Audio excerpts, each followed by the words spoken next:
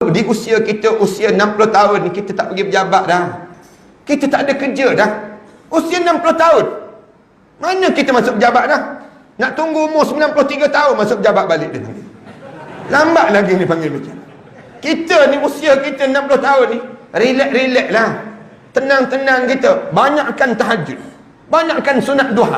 Dengan tujuan apa dia? Lepas pada tersebut, kita yang terus dalam keadaan lepas kita tahajud, terus solat subuh. Itu yang dilakukan oleh para sahabat ridwanullah alaihim ajma'in. Kalau tak boleh juga, katakanlah ustaz, saya ni sukar untuk solat tahajud ustaz. Kenapa sukar? Saya ni entahlah, saya ni nak tidur je makan, nak tidur je makan. Kalau saya tidur kekenyangan, saya tak boleh bangun tahajud. Kita jawab balik, kalau gitu jangan makan sebelum tidur. Dia jawab balik, tak makan pun tak bangun ustaz. Sebenar tak kunci jam je, kunci jam je bangun, saya tak bangun.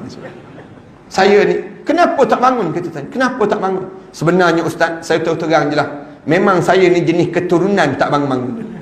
Sejak berketurunan dah tak bangun. Nak sebutnya susahnya nak bangun. Kalau yang susah, tahajudlah sebelum tidur. Saya ulang banyak kali, baru ni pun saya sebut, di mana-mana pun saya sebut, sebelum tidur tahajud. Ini cara pada diri kita. Bila kita tahajud sebelum tidur, tahajud, kita kata tak tidur lagi ustaz, tak lena lagi, perlu tidur ke? Tidur terjadi sunat hukum dia. Sunat dia untuk diri kita demikian. Bila kita boleh jaga pada diri kita ni, dalam hidup kita ni, kita dah dekat nak tidur, kita baca surah Al-Mulk, kemudian kita tahajud, kemudian kita tidur. Ini sebut kenapa tahajud ni bermula bila? Lepas pada isyak, berakhir sebelum mana subuh. Itu cara dalam kehidupan kita demikian. Dua, dalam yang kedua ni, ibadah ni ulama bincang panjang. Termasuk ibadah apa dia? Baca Quran. Baca Quran. Jangan tak boleh baca Quran. Saya sebut banyak kali juga ni pada jemaah-jemaah di kawasan ini. Kalian jangan tak boleh baca Quran. Siapa yang tak boleh baca Quran, datang daftar dengan AJK Masjid. Bagi tahu AJK Masjid, saya tak boleh baca Quran lah. Bagi tahu pada AJK Masjid, saya tak boleh baca. Kenapa? Saya bimbang, saya mati dalam keadaan saya tak boleh baca Quran. Jangan kalian mati dalam keadaan tak boleh baca Quran. Mesti boleh baca Quran. Bagi tahu pada AJK Masjid, saya tak boleh baca. AJK Masjid umum, siapa yang boleh baca Quran, tolong daftar dengan kami. Daftar, yang AJK daftar, orang boleh baca dan orang tak boleh baca.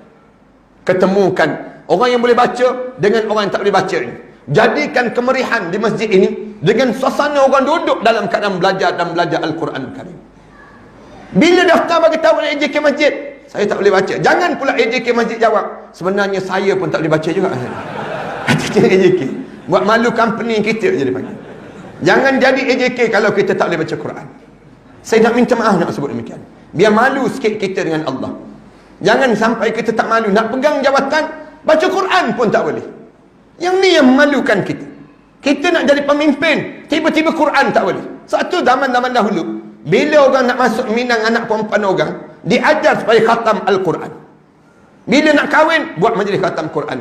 Kenapa dia? Nak melalui perjalanan hidup, mesti Al-Quran kamu boleh hidup. Boleh ada dalam diri kamu. Ni nak gambarkan Al-Quran. Dan yang ketiga, dalam ibadah ni apa dia? Tolong banyakkan infak, bersedekah. Jangan jadi penyimpan harta untuk dunia. Jangan.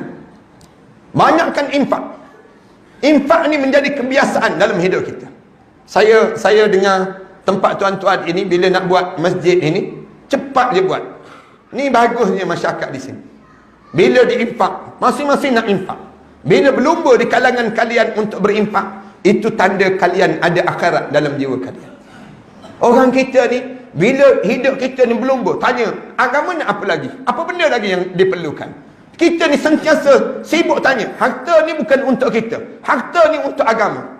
Kena sibuk tanya, agama nak apa lagi? Agama nak apa lagi daripada diri kita? Lalu kita gunakan harta kita untuk agama. Yang ni menyebabkan kita guna untuk agama, di akhirat nanti, dia balik semula pada kita.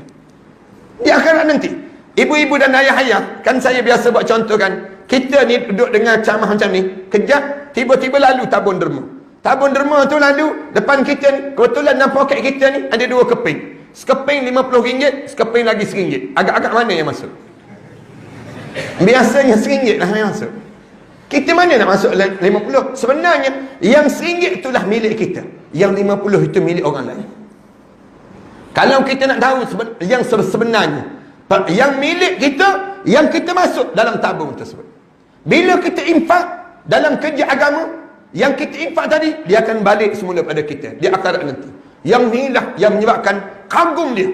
Allah, aku banyaknya pahala ya Allah sediakan untuk dia aku ni sendiri. Dua, yang kedua yang besar, yang diajar supaya jaga biar kita jadi husnul khatimah. Yang ketiga yang besar, yang kena jaga, tolong jaga akhlak. Akhlak ni ada dua, saya nak masukkan. Yang pertama akhlak zahir, dan yang kedua akhlak batin. Tolong jaga dua-dua. Akhlak ni tolong jaga. Ramai orang kita jaga yang zahir, tapi yang batin dia tak jaga. Yang batin dia tak jaga, buruk sangka, penuh dengan dendam, mati dalam keadaan memutuskan silaturahim, dalam keadaan demikian. Semua ni tidak mampu untuk menjadikan husnul khatimah. Siapa yang nak jadi husnul khatimah, supaya saat mana kita menghadap depan Allah, mewangi roh kita keluar daripada tubuh badan kita, jaga akhlak. Akhlak apa dia? Akhlak luar. Pakaian kita jangan pakai selekeh-selekeh.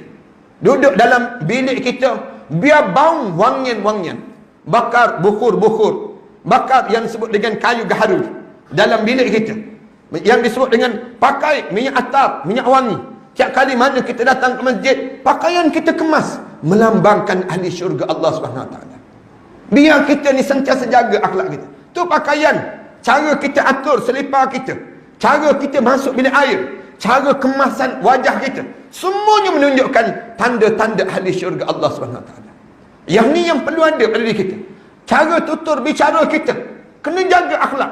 Kalau kita tak jaga yang ni, dia akan menyebabkan bila kita nak mati, buruk akhlak kita, menyebabkan kita tak boleh husnul khatimah.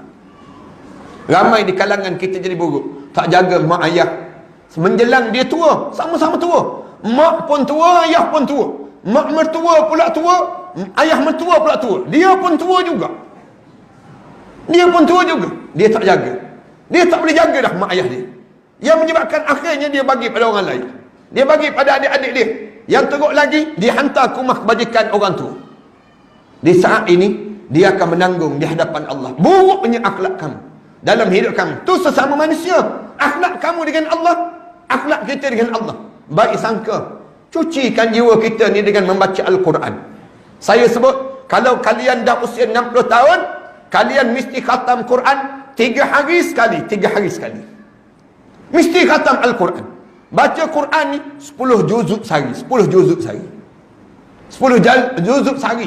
Baca Al-Quran, baca dan baca. Jangan rajin baca WhatsApp, baca Quran biar rajin. Jangan rajin baca Facebook, Quran biar rajin sikit. Saya tengok ada lagi orang-orang dah berusia dah dalam hidup, melayari Facebook, melayari WhatsApp, menghabiskan masa dia benda-benda yang demikian. Quran dia tak baca, Quran dia tak boleh baca.